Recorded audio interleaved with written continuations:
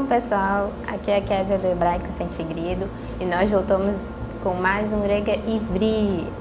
E essa semana nós vamos falar sobre um assunto que causa muito nervoso, que causa muito pânico em todo estudante iniciante de hebraico ou aqueles que já estão estudando há um tempo, mas quando chega nessa parte parece que trava tudo, parece que não dá para entender nada e muita gente desiste por causa desse fator da língua hebraica. Nós vamos falar hoje sobre verbos. Nós vamos tirar dúvidas de muitos dos nossos seguidores que às vezes nos enviam perguntas, nos enviam dúvidas e também de alunos meus aqui do curso Hebraico Sem Segredo. E nós vamos tentar aqui explicar mais ou menos o que são os verbos, como é que funciona um pouco dos verbos em hebraico. Essa é a sua dúvida? Então, se ela é a sua dúvida, vamos lá que nós vamos tirar algumas dúvidas sobre os verbos. Mas antes da gente começar a entrar nesse assunto meio assustador para muita gente, saber de você. Você já segue o Hebraico Sem Segredo? Não segue? Não conhece? Pois então vai lá no Facebook ou no Instagram e digita @Hebraico Sem Segredo e você vai achar lá a nossa página, tanto no Facebook quanto no Instagram, onde estamos recheados de conteúdo em hebraico moderno, hebraico bíblico, falando sobre várias curiosidades sobre a língua, gramática, expressões, nomes bíblicos, versículos bíblicos, várias coisas sobre hebraico você vai encontrar lá. Se você gosta, se você curte, se você quer aprender mais sobre hebraico, segue lá então a gente no Hebraico Sem Segredo e acompanhe o nosso conteúdo sobre hebraico. Eu separei aqui 7 fatos sobre os verbos em hebraico. Eu vou falar um pouquinho sobre cada um deles para vocês se situarem, para vocês entenderem mais ou menos. Eu tenho certeza que depois de passar cada um deles, vocês vão entender e a gente vai desmistificar esse susto, né, que é os verbos em hebraico para muita gente. Então vamos lá. Número 1. Os verbos em hebraico, eles se dividem apenas em 3 tempos. Exatamente 3 tempos. Presente, passado e futuro. Exatamente. Presente, passado e futuro. Você vai me perguntar, mas o que isso tem de mais? Tem muita diferença, porque, por exemplo, no português, nós temos vários tempos diferentes para as conjugações verbais. Nós temos tempos para presente, nós temos tempos para passado e nós temos tempos para futuro. Vou colocar aqui na tela, eu não me lembro muito bem quantos tempos temos em português. Tempos verbais, mas eu sei que são vários.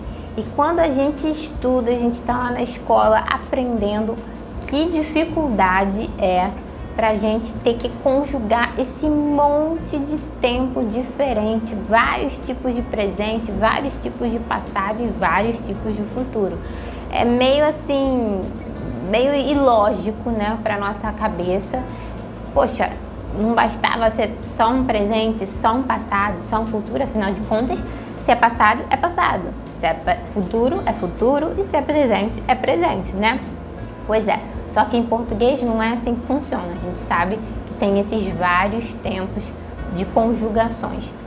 Mas em hebraico, passado é passado, presente é presente, futuro é futuro. Ou seja, não existe mais de um tipo de passado, não existe mais de um tipo de presente e não existe mais de um tipo de futuro, né?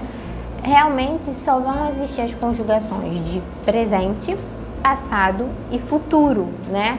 Você vai conjugar um verbo no presente uma vez, você vai conjugar um verbo no passado uma vez e você vai conjugar esse verbo no futuro uma vez. Então, são exatamente 3 tempos. Olha que legal, né?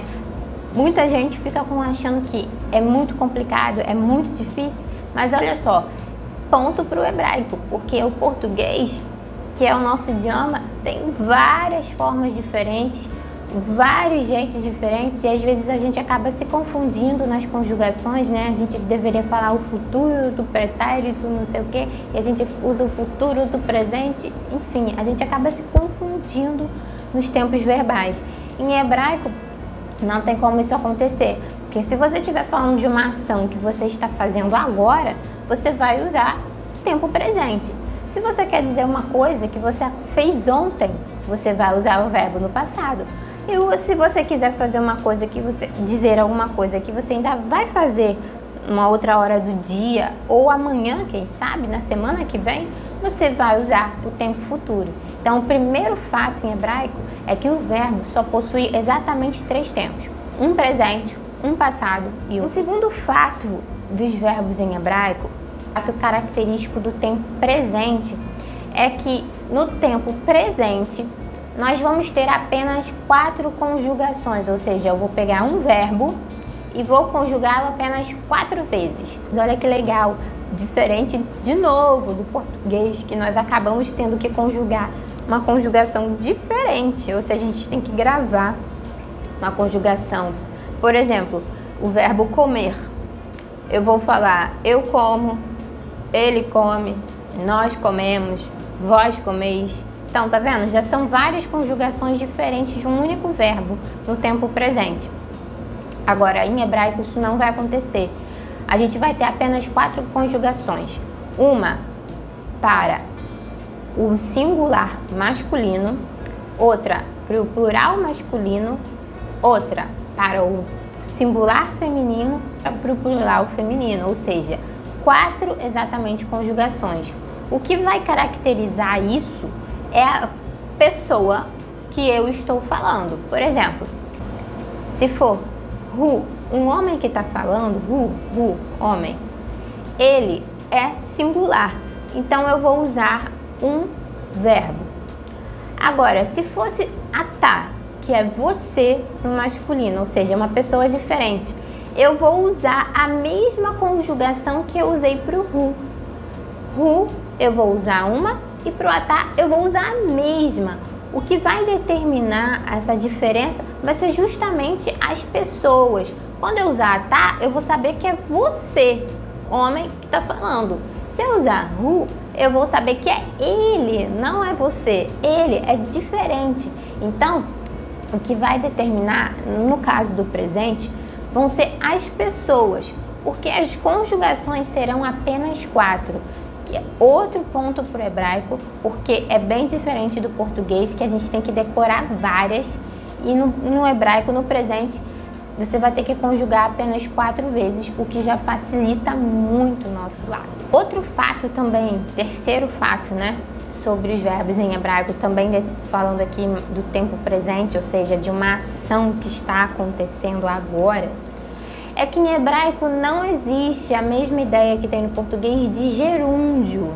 Não existe gerúndio em hebraico. O que é gerúndio?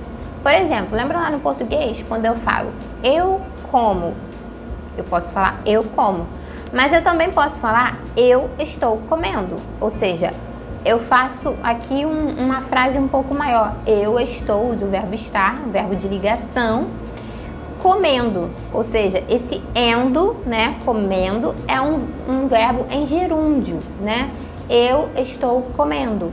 No português é permitido falar dessas duas formas. Eu digo eu como ou eu estou comendo, ou seja, são duas formas de eu dizer algo do presente, algo que está acontecendo agora, uma ação que eu estou fazendo agora. Mas em hebraico isso não existe, não tem uma outra conjugação, não existe esse gerúndio. O que existe, o entendimento que se existe é que quando você usa o verbo no presente no hebraico, você pode entender dessas duas maneiras. Você pode entender de uma coisa que você está fazendo, uma ação que está ali ocorreu ali naquele momento, e também uma ação que ainda está em andamento, né? Seria o gerúndio, né? Uma ação que ainda está em andamento. Eu ainda estou fazendo, eu estou comendo, né? Lembra? Eu estou comendo. No hebraico, esse entendimento pode estar subentendido numa única forma, né? Então, se eu falo o verbo no presente, que é a única forma de dizer, a pessoa pode subentender que é uma ação completa, mas também pode ser uma ação que ainda está em andamento, tá? Então, lembre-se bem, em hebraico não existe gerúndio. O que existe é esse entendimento. Você está usando o verbo no presente, então você já entende que é uma ação completa ou é uma ação que ainda está em andamento. Quarto fato em hebraico que muita gente também se assusta é que, lembra, eu disse que existem apenas 3 tempos verbais, né? Que é presente, passado e futuro em hebraico. Mas em hebraico há 7 formas diferentes de conjugar verbos. 7 formas? Como assim? O que existe são 7 prédios. Prédios. É usada essa palavra aqui, traduzindo para o português, prédios. Mas em hebraico a gente chama de binyan. Ou plural binyanim, que são prédios. Binyan é exatamente, literalmente, prédio, igual o prédio da construção. Binyan. E o plural é binyanim. Então, existem 7 formas, ou seja, existem 7 prédios exatamente, que caracterizam 7 formas diferentes de se conjugar verbos em hebraico. Muita gente se assusta com isso, né? Porque, poxa, mas você não disse que só existem 3 tempos e que é mais fácil, não sei o quê, mas agora são 7 formas. Pois é, existem 7 formas de conjugar verbos em hebraico, mas vamos continuar falando sobre isso nos próximos fatos e você vai ver que não é tão difícil. E a gente vai logo para o 5º fato, né? Que os verbos em hebraico, eles são formados basicamente por que nós chamamos de shoresh, plural shorashim, né? Que significa também literalmente raiz ou raízes, shoresh, raiz, shorashim, raízes. Então, são formados por raízes, como se fosse o radical da palavra, ali é a base da palavra, são letras que nunca mudam. Você pode acrescentar ali sufixos, infixos, prefixos, ou seja, acrescentar palavras, complementos a essas letras, mas essas letras, elas sempre vão estar presentes, ou seja, elas nunca mudam. Sempre vai ser formado uma palavra a partir daquela raiz. Ela pode derivar, mas sempre é formado por aquela mesma raiz. E geralmente as raízes em hebraico são formadas por 3 letras, tá? A gente tem casos de raízes com 4 letras, mas a maioria, ou seja, 80%, vou botar em uma porcentagem de 80% das palavras em hebraico são formadas por uma raiz tripla, né? Uma raiz com 3 letras. Isso nos leva ao nosso 6º fato, né? Que são os nomes dos prédios, né? Aqueles binyanins que eu falei para vocês. Não são apenas nomes. Eles mostram, gente, o padrão, ou seja, o padrão que caracteriza aquele grupo. Por exemplo, o binyan Pa'al, né? Você vê aqui, Pa'al, ele é formado por 2 características de 2 vogais A, percebe? Pa'al. Então, geralmente, o verbo daquele prédio, daquele binyan Pa'al, ele vai ter essa sonorização de AA, Pa'al, AA, que é uma característica para a gente identificar o verbo que pertence a esse binyan, a esse prédio. Por exemplo, o verbo em hebraico, ahav. Ahav é o verbo amar em hebraico. Como é que eu identifico que ele pertence ao grupo Pa'al? Justamente por causa disso, dessa ahav. São 2 sonoridades, duas vogaizinhas A. Ahav, tá vendo? Ahav. Então eu já entendo e eu já identifico que por ele ser desse jeito, ele pertence ao grupo Pa'al. Outro exemplo é להתחתן. להתחתן. להתחתן é o verbo casar-se. Casar, né? Eu me casar. Em hebraico. Ele pertence ao grupo Hitpael. Hitpael. Hitpael é um outro binyan, né? De prédio, um tipo de conjugação de verbo em hebraico. E repare, Hitpael, ou seja, ele tem essa sonoridade. I-a-el. Repare, I-a-el. Vogal I, depois A, depois E. I-a-el. I-a-el. Repare no verbo hitchaten. Hitchaten. I-a-e. Repare que a sonoridade é a mesma. Então, os nomes desses binyans, desses prédios que caracterizam os tipos dos verbos em hebraico, eles são apenas uma amostra do padrão daquele grupo vai seguir, daquele binyan vai seguir. Então, vamos aqui citar os nomes, né, dos prédios, dos binyanim, os prédios verbais em hebraico, tá? O primeiro é o Pa'al, o segundo é o Pi'el, o terceiro é o Rifil, o quarto é o Itpael, o quinto é o Nifal, o sexto é Pu'al, Pu'al, e o sétimo é o Rufal, Rufal, Rufal ou Rufal. Existem aí algumas diferenças, pode ser Rufal ou Rufal, dependendo aí do verbo, tá? Então, são esses 7 tipos, são os 7 prédios dos verbos em hebraico. Geralmente, e que eles vão se dividir, tá? Em hebraico também existe aquela que nós chamamos de voz ativa e voz passiva, ou seja, quando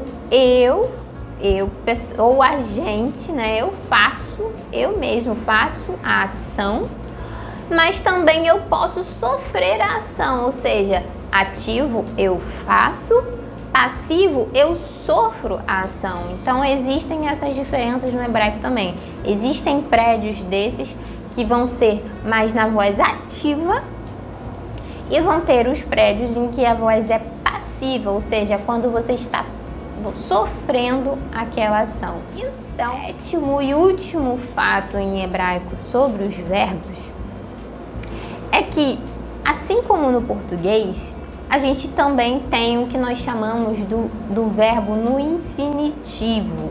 Há uma característica específica para nós identificarmos um verbo no infinitivo. Da palavra com a letra lamed. Lamed, né? Aquela que parece um Lzinho e tem som de L, né? O lamed, ele tem um som de L. Geralmente, quando você vê, né, uma palavra começando com lamed, pode ser um verbo no infinitivo. Por exemplo, lalechet. Lalechet. Lalechet é o verbo ir, andar em hebraico. Vê que ele começa com o lamed. Outro exemplo, verbo linog. Linog. Linog é dirigir em hebraico. Linog. Ele também começa com o lamed. Outro exemplo, lechol. Lechol é comer. Também começa com lamed. Outro exemplo, leakshiv. Leakshiv é ouvir. Ouvir, escutar em hebraico. Leakshiv. Leakshiv, vê que também começa com lamed.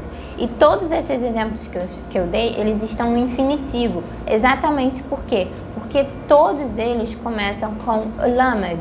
O lamed, então, vai ser um indicativo para a gente de um verbo no infinitivo, ou seja, esse verbo não está conjugado, ele está na sua forma de ação, né? O nome do verbo, é como se fosse o nome do verbo, né?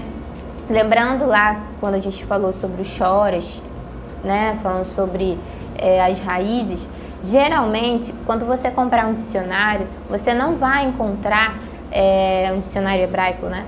Você não vai encontrar os verbos, você procurar o significado de algum verbo, você não vai encontrar ele no infinitivo. Dificilmente, raramente. Se você encontrar, é muito raro. Porque não é assim. Você não vai encontrar ele no dicionário no infinitivo. Ou seja, você vai lá caçar a palavra lamed e vai encontrar lá 1 milhão de verbos, porque todos eles praticamente começam com lamed. Não, isso não vai acontecer. Geralmente, você vai ter que procurar nessa seguinte forma: pela terceira pessoa do singular do passado. Aí você vai pensar, mas como? Por quê? Como assim? O nome do verbo na terceira pessoa do singular do passado? No ele, né? A pessoa ele no passado. Geralmente você vai encontrar dessa forma, né? Como no caso do verbo amar que eu disse, você vai encontrar have, né? Mas por que é assim? Porque você tem que identificar o verbo pela raiz, ou seja, você tem que identificar as 3 letras. No caso do verbo amar, have, as 3 letras das raízes são o aleph, o rei e o vet, né? O vet. São essas 3 letras que formam a raiz do verbo amar em hebraico. Então, a forma de você enxergar apenas as 3 letras da raiz de forma limpa, sem prefixo, sem sufixo, sem um infixo, ou seja, você está ali enxergando apenas as 3 letras, formando a palavra só está formada pelas 3 letras, apenas nesse tempo, ou seja, no terceira pessoa do singular, ou seja, ele, ele, no passado. Então, de todas as conjugações, essa é a única onde o verbo fica limpo, ou seja, a raiz fica limpa, sem prefixos e sem sufixos. Você ali enxerga apenas as três consoantes, né? As 3 letras da raiz daquele verbo. Então, por isso que nos dicionários você vai encontrar os verbos dessa forma, na terceira pessoa do singular do passado. Espero que tenha ficado claro essas questões, essas dúvidas, principalmente para você que está iniciando o hebraico. Não se assuste com os verbos. Lembra quando você estava na escola estudando língua portuguesa e você teve que aprender os verbos, que é muito mais pesado, é muito mais complicado. São N conjugações, são N formas de conjugar, vários tempos. Nossa, e você passou, você conseguiu aprender. E você pode hoje se embaralhar, mas você consegue falar português muito bem. Em hebraico, gente, pode parecer difícil, mas é mais fácil. Eu costumo dizer sempre, e é uma verdade, acredite, hebraico é mais fácil que português. Muita gente não vai concordar com essa minha afirmação, mas eu ouso dizer para você que hebraico é mais fácil que português. Então, se você aprendeu português, você pode sim aprender hebraico. Então, gente, esse foi mais um Rega Ivri e a gente se vê no próximo vídeo e nós voltamos com mais novidades, com mais assuntos sobre a língua hebraica. E você segue a gente lá nas nossas redes sociais para acompanhar e saber quando será o nosso próximo Rega Ivri. Tchau, shalom, להתראות.